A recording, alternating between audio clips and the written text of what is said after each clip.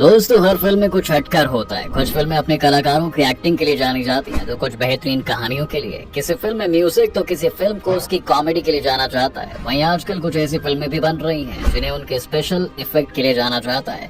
लेकिन आज हम आपको एक ऐसी फिल्म के बारे में बताने जा रहे हैं जिसे उसकी मिस्ट्री के लिए आज भी याद किया जाता है। जी हाँ दोस्तों, ऐसी हॉलीवुड फिल्म जो कभी नहीं बन पाई और इस फिल्म की स्क्रिप्ट जिस भी एक्टर ने पढ़ी उसकी मौत हो गई। ऐसा एक या दो बार नहीं बल्कि 6 बार हुआ। 27 साल तक कोशिश करने के बाद भी जब ये फिल्म नहीं बन पाई तो इसे शापित मान लिया गया और इसे छिपा दिया गया। लेकिन सवाल ये है कि इस स्टोरी में ऐसा क्या है जो ये कभी नहीं बन पाई।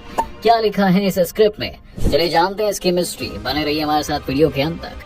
दोस्तों, इस फिल्म की कहानी एक फोक सॉन्ग यानी लोकगीत पर बेस्ड है। कनाडा के इस लोकगीत के अनुसार ये कहानी तब शुरू होती है जब खूबसूरत लड़की कनाडा के बफिन आइलैंड में छुट्टियां बिताने आती है, जहां पर उसकी मुलाकात वहां के एक लड़के से होती है जो उसे देखते ही उसके प्यार में डूब जाता है। लड़का गरीब होता है और लड़की अमीर। छुट्टियां मनाकर लड़की जब वापस शहर आती है तो लड़का भी उसका पीछा करते हुए शहर पहुंच जाता है। समय बीतता रहता है लेकिन दोनों की मुलाकात नहीं हो पाती।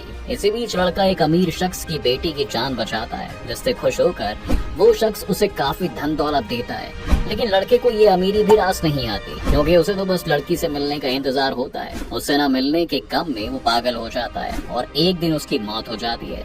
दोनों की दर्दनाक प्रेम कहानी को बफिन आइलैंड में एक लोक गीत की तरह गाया जाने लगा, जिससे इम्प्रेस होकर मोर्डकाई रिचलर 1963 में एक नॉवल लिखते हैं। जी हाँ दोस्तों, जिसका नाम था द इनकम्पैरेबल अटोक। 70 के दशक के मशहूर डायरेक्टर और प्रोड्यूसर नॉर्मन जेसन ने जब इस नॉवल को पढ़ा तो उन्होंने इस पर फिल्म बनाने की सोची और उन्होंने अटक नाम से फिल्म बनाने का फैसला कर लिया। इसके बाद नॉर्मन ने प्रोडक्शन हाउस यूनाइटेड आर्टिस्ट को इस फिल्म पर पैसा लगाने के लिए मनाया और 1977 में डायरेक्टर ने उस समय के मशहूर स्क्रिप्ट राइटर टॉड कैरोल को इस नॉवल पर फिल्म की स्क्रिप्ट लिखने के लिए कहा। टॉड ने पूरे 2 साल लगाकर स्क्रिप्ट तैयार की। 1979 में फिल्म की स्क्रिप्ट फाइनल हो चुकी थी। शूटिंग लोकेशन कनाडा चुनी गई, लेकिन इससे जुड़ी खौफनाक कहानी की शुरुआत अभी होनी थी।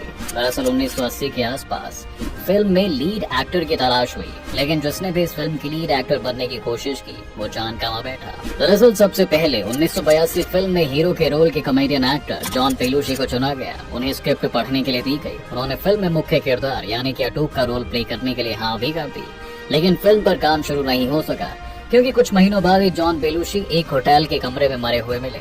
Hollywood myths the shocking truth behind films most incredible secrets book के अकॉर्डिंग जब बेलुशी की मौत हुई तो उनकी टेबल पर अटूक की स्क्रिप्ट रखी हुई थी। शुरुआत में तो बेलुशी की मौत का कारण ड्रग की ओवरडोज को माना गया था, लेकिन बाद में मामले की जांच की गई, जिसमें पता चला कि उन दिनों बेलुशी के साथ पार्टी कर रही Canadian singer Catherine Elvin Smith ने एक्टर को हेरोइन और कोकीन का ओवरडोज दिया था। केस रीओपन हुआ और कैथरीन को मर्डरर करार देकर जेल भेज दिया गया। उन्हें 15 महीने की सजा हुई। बेलुशी की मौत के बाद फिल्म लटक गई। इसके 5 साल बाद इस स्क्रिप्ट पर फिर से फिल्म बनाने की प्लानिंग शुरू की गई और 1987 में एक और stand up comedian actor Sam Kinison को लीड रोल के लिए चुना गया। सैम ने स्क्रिप्ट पढ़ी तो उन्हें कहानी बहुत पसंद आई और उन्होंने रोल के लिए हामी भी भर दी। 1988 में फिल्म का प्रोडक्शन शुरू होता है, लेकिन शूटिंग के 8 दिन पहले ही किनिसन ने प्रोडक्शन का काम रुकवा दिया।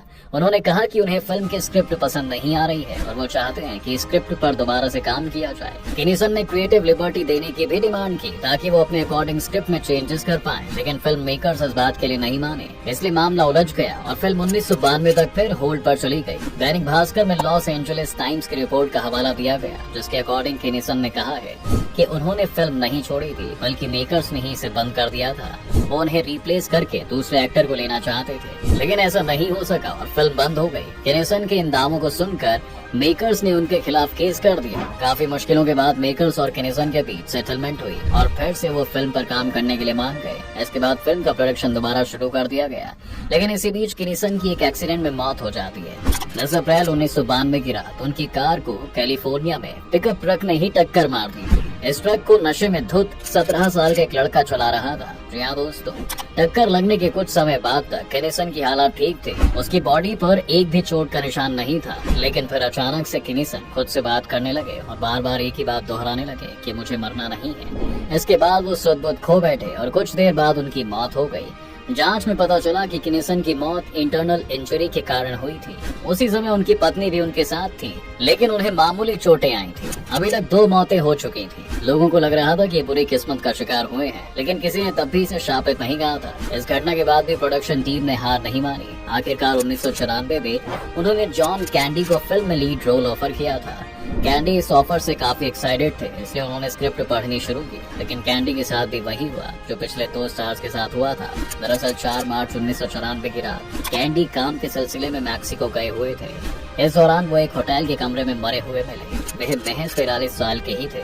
मौत की वजह हार्ट अटैक बताई गई। कोई ऑटोप्सी भी नहीं की गई, क्योंकि सबने मान लिया था कि उनकी मौत हार्ट अटैक से ही हुई है। यह तीसरा चांस था दोस्तों, जब फिल्म की प्रोडक्शन टीम के हाथ सिर्फ मायूसी ही लगी, लेकिन उन्होंने फिल्म बनाने की जिद नहीं छोड़ी। बता दें कि इस फिल्म की स्क्रिप्ट जॉन कैंडी को माइकल और डोनोगी नाम के शख्स ने दी थी, और डोनोगी ही वह शख्स था जिन्होंने यह स्क्रिप्ट बेलुशी को भी पढ़ने के लिए दी थी। ऐसा माना जाता है कि उसने भी इस स्क्रिप्ट को पढ़ा था, इसलिए उन्होंने इस फिल्म में काम करने की इच्छा जताई।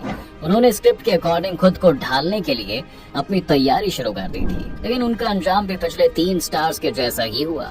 नवंबर 1994 में माइकल भी चल बसे। 54 साल की उम्र में माइकल की सेरेब्रल हेमरेज से मौत हो गई थी। दरअसल उन्हें क्रोनिक माइग्रेन की प्रॉब्लम थी। किसी को कुछ समझ नहीं आ रहा था कि बार बार ऐसा क्यों हो रहा है, लेकिन मेकर्स इस फिल्म को बनते हुए देखना चाहते थे, इसलिए उन्होंने 3 साल के ब्रेक के बाद फिर से इस पर काम करना शुरू किया। 1997 में प्रोडक्शन का काम शुरू हुआ और इस बार फिल्म में लीड रोल के लिए क्रिस फार्ले को चुना गया। बता दें कि क्रिस फार्ले बेलुशी को अपना आइडल मानते थे और उन्हें पता था कि यह फिल्म बेलुशी को भी ऑफर हुई थी। यही कारण था दोस्तों कि वो फिल्म से जुड़ना चाहते थे, लेकिन अफसोस बेलुशी की तरह ही फार्लो भी चल बसे। वो भी बेलुशी की तरह महज 33 साल के थे। स्क्रिप्ट पढ़ने के कुछ महीनों के अंदर ही 18 दिसंबर 1997 को फार्ले अपने छोटे भाई के अपार्टमेंट में मरे हुए मिले। हैरानी की बात तो ये है कि उनकी मौत भी बेलुशी की तरह ही ड्रग ओवरडोज से हुई थी। ऑटोप्सी रिपोर्ट में कोकेन और मॉर्फिन के ओवरडोज को फार्ले की मौत की वजह माना गया। डांसर हेदी हॉसर वो आखिरी शख्स थी जिन्होंने फार्ले को आखिरी बार जीवित देखा था। उन्होंने टैबलॉइड्स को फार्ले की मौत से पहले की फोटो भी दी थी, जिसमें वो जमीन पर पड़े हुए थे, लेकिन उनकी सांसें चल रही थी। हेदी ने उन्हें उनके अपार्टमेंट में उसी हालत में छोड़ दिया और वहाँ से भाग गई। फार्ले की मौत के बाद मेकर्स की हिम्मत जवाब दे चुकी थी और उन्हें लगने लगा था कि अब यह फिल्म शायद कभी नहीं बन पाएगी, लेकिन तभी उम्मीद की एक किरण दिखी और फार्ले के दोस्त फिल हार्टमैन आगे आए। फिल फिल्म में लीड रोल निभाने के लिए तैयार हो गए। मेकर्स एक बार फिर से फिल्म बनाने की कोशिश में जुट गए, लेकिन 5 महीने बाद फिर से एक अनहोनी घटना घटी और फिल हार्टमैन की उनकी पत्नी ब्रायन हार्टमैन ने हत्या कर दी। दरअसल फिल ने ब्रायन को धमकी दी थी कि अगर वो बार बार समझाने के बाद भी ड्रग्स लेना बंद नहीं करेगी तो वो उन्हें छोड़ देंगे। ब्रायन को इस बात से गुस्सा आया और उसने फिल को सबक सिखाने की ठान ली। रात के करीब 3 बजे वो फिल के कमरे में आई और गोलियों से छलनी कर दिया। इसके बाद ब्रायन अपने दोस्त के घर गई और उसने फिल के मर्डर की बात कबूल ली। दोस्त को ब्रायन की बात पर विश्वास नहीं हुआ तो वो उन्हें वापस उनके घर लेकर पहुंची। दोस्त जैसे ही बेडरूम में घुसी तो उसे फिल की खून से लथपथ बॉडी दिखाई दी तो तुरंत पुलिस को कॉल कर दिया। पुलिस ने दोनों बच्चों को रेस्क्यू कर घर से बाहर निकाला, लेकिन तब तक ब्रायन ने खुद को एक कमरे में बंद किया और गोली मार ली। बेलुशी, किनेसन, कैंडी, माइकल, फार्ले और फिल एक के बाद एक 6 स्टार्स की मौत हो चुकी थी जिन्होंने इस स्क्रिप्ट को पढ़ा था, और इन एक्टर्स की मौतों को देखते हुए लोगों ने अटूक के स्क्रिप्ट को शापित मान लिया। पूरे हॉलीवुड में ये बात फैल गई कि शायद स्क्रिप्ट में ही कुछ प्रॉब्लम है।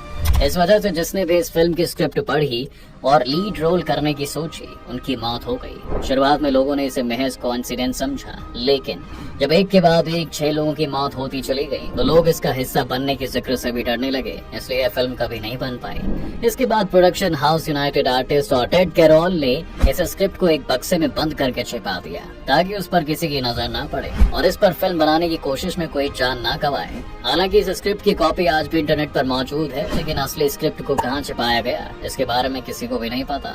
1999 में लॉस एंजलिस टाइम्स में एक आर्टिकल पब्लिश हुआ था जिसका टाइटल था द अटूक कर्स, यानी कि अटूक का शाप। इसमें लिखा गया था अटूक हॉलीवुड की ऐसी हॉन्टेड स्क्रिप्ट्स की लिस्ट में शामिल हो गई जो कभी बन नहीं पाई।